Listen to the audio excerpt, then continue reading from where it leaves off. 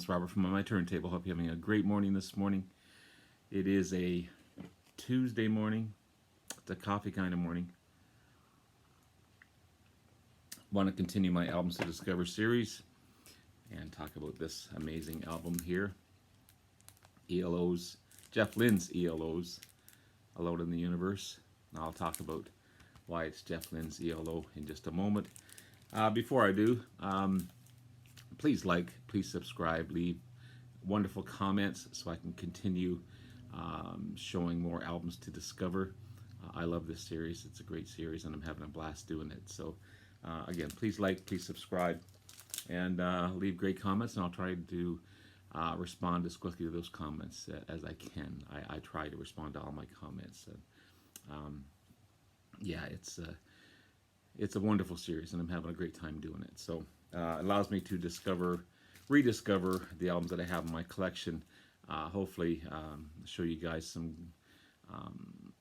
background information on some of these albums, some of the bands that you may or may not know, and I learn as well as I go. So let's continue. So yes, this album, amazing album.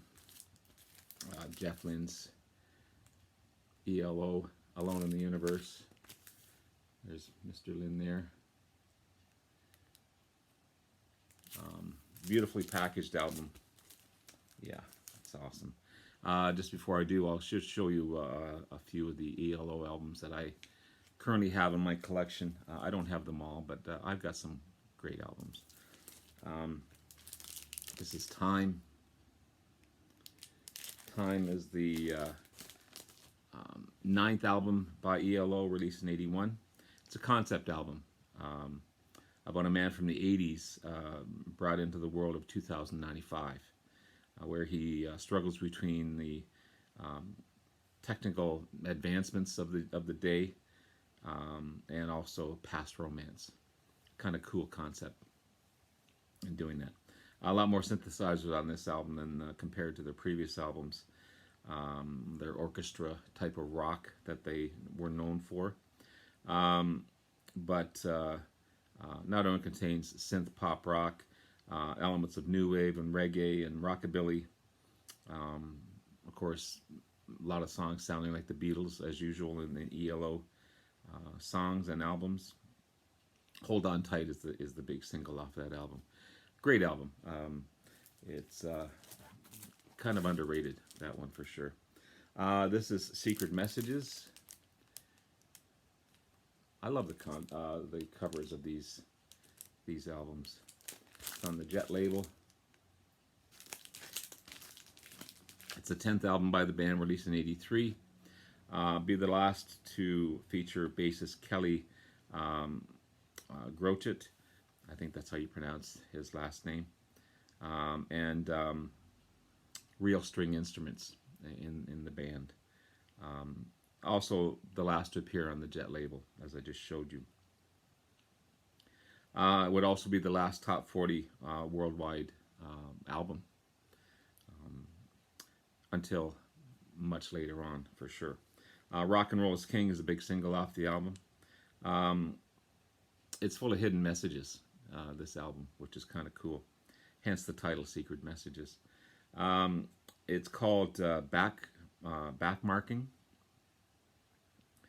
which is a recording technique in which a sound or a message is recorded backward as the track is moved forward, which is kind of again a cool technique.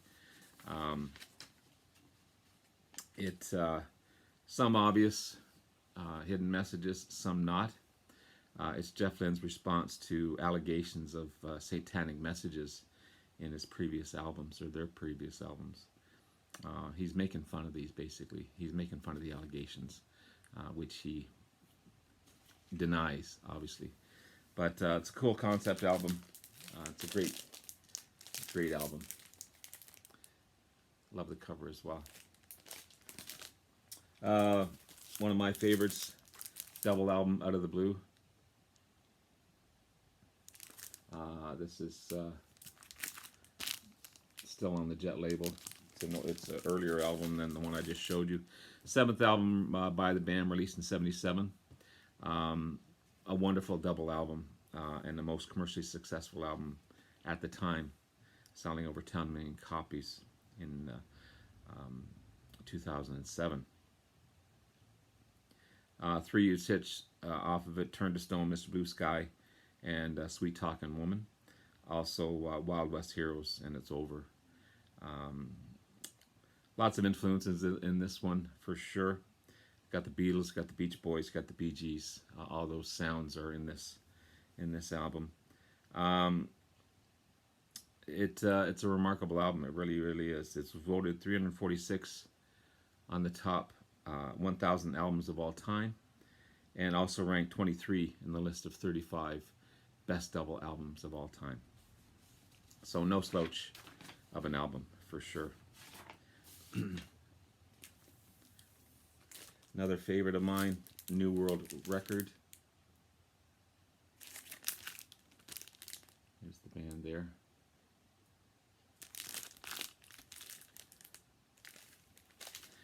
New World Record, the sixth album by ELO, released in 1976. It's an album filled with shorter, greater pop songs, pop rock songs. You got "Living Thing," you got "Rockaria" and "Do Ya" as the singles off of this one. And one of my favorites of all time, "Telephone Line." That song always gets me. I don't know why. It just tugs at you all the time you listen to it. It's a great, tragic story of, that was before cell phones, before all this internet stuff. Trying to reach someone through a payphone, and just can't reach this person. I'm leaving one of the saddest messages ever on it. I love that album. I love that song.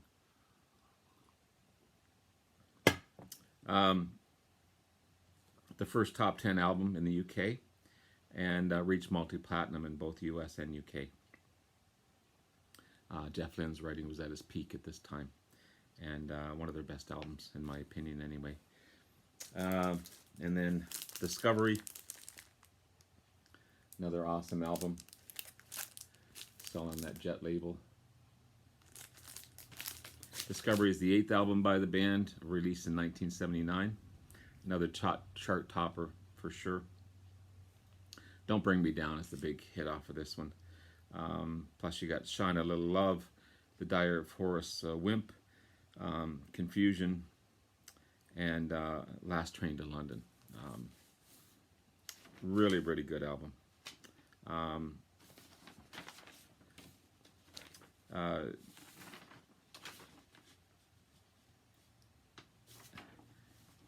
And yeah, I guess that's all I have on that one. Thought I had more on that one.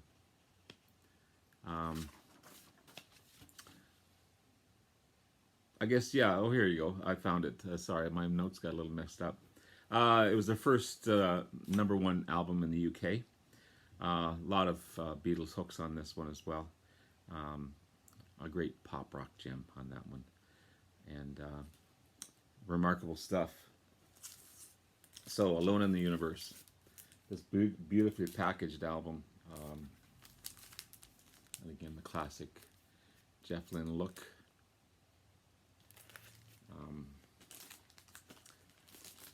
I guess I could show you inside as well.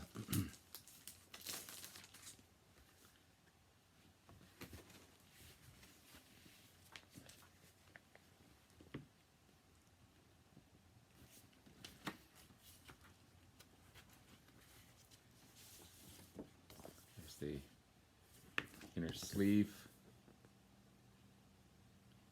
There's a theme to that picture, and I'll show you that in just a second. Awesome label.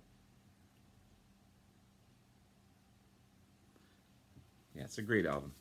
So it's the 13th studio album by ELO, and the first to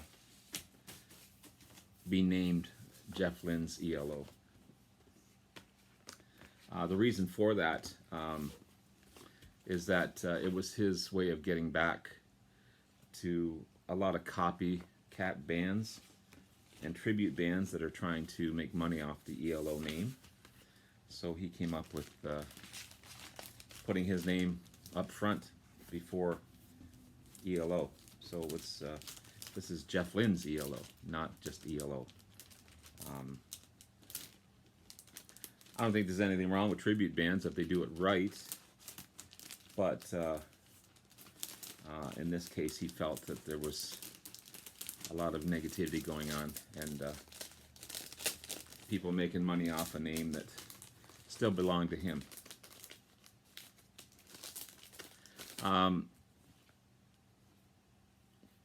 Again, released in 2015, so one of the latest albums by ELO or Jeff Lynne. It's the first album to have new material on it since Zoom in 2001, and the second album since the group broke up in '86. It peaked at number 2 in the Billboard charts and number 4 in the UK, and it certified platinum as well.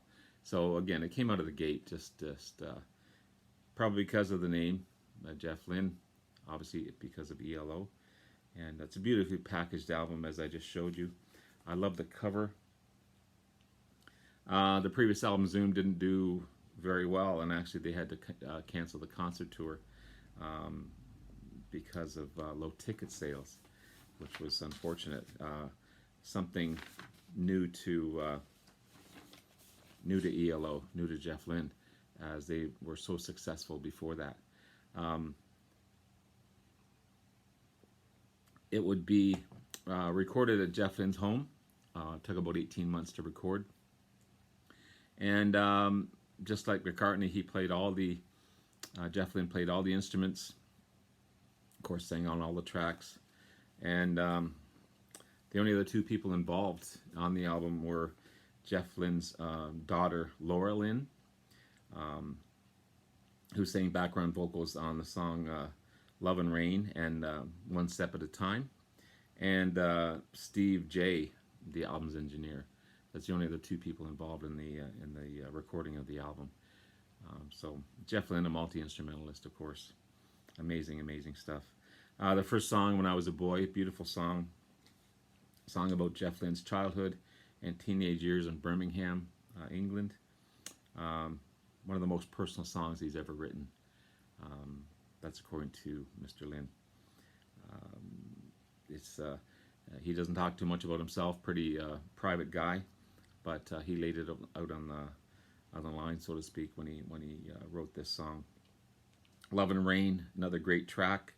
When the Night Comes has a great reggae sound to it. Beautiful, beautiful song. The wonderful song The Sun Will Shine on You is written about Jeff Lynne's love, who was facing troubles. He was in love with someone, didn't mention who it was, and that person was having some troubles. But the song itself eventually makes you feel better about things and what's going on in the universe. It's kind of ironic that it does that. It kind of, that's how strong his writing is, that he can take a sad topic and make you feel good at the same time. Amazing. Ain't It a Drag is the rocker on the album. Kind of bit of a Mersey beat to it. I'm Leaving You, a tribute song to Roy Orbison. Not that it wasn't about Roy at all. It was written in the style that he felt, Jeff Lynne felt, that Roy Orbison would write and sing about. So it's kind of a tribute song to him. The style of the song, not the singing. Jeff Lynne said he could never sing like Roy Orbison. He's got that unique voice. But pretty direct song as well. He's just coming out and saying, I'm leaving you. I mean, this isn't working anymore. One Step at a Time. Bit of a disco vibe to it, but at the same time, it's an upbeat track. It's got a great rock beat to it as well. And then finally, Alone in the Universe. The title track, inspired by the Voyager 1 probe leaving the solar system, hence the pictures in the gatefold that was to represent the Voyager 1. Became the first man-made object to enter deep space.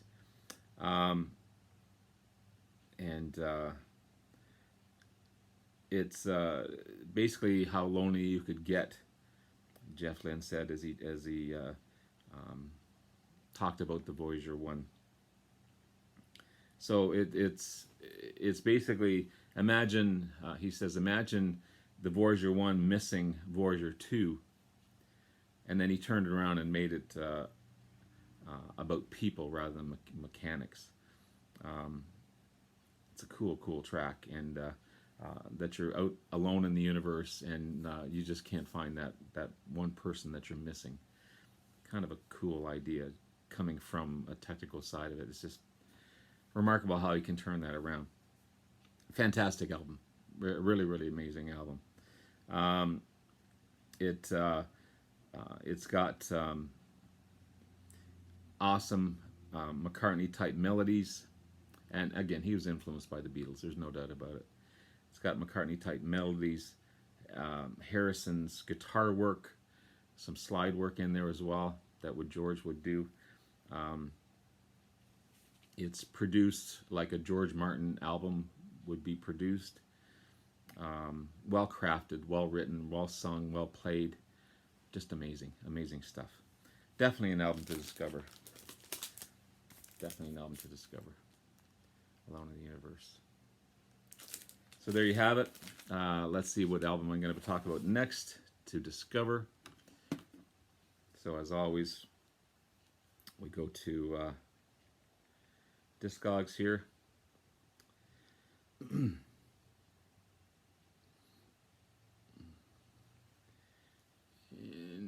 again, if I choose something that I've already spoken about recently, I'll just choose something else. Luckily, that hasn't happened yet, but these are random items, so let's have a look here. Oh, I haven't talked about this one. Steve Hackett, Defector, the great Steve Hackett. Not the best album cover, but an amazing album, just the same. So I'll be talking about that on the next Albums to Discover series. Thank you all. Love you all. It'll probably be Thursday, Friday that I do this, as tomorrow I probably won't be recording. But have yourself a wonderful day. Talk to you again soon. Bye-bye now.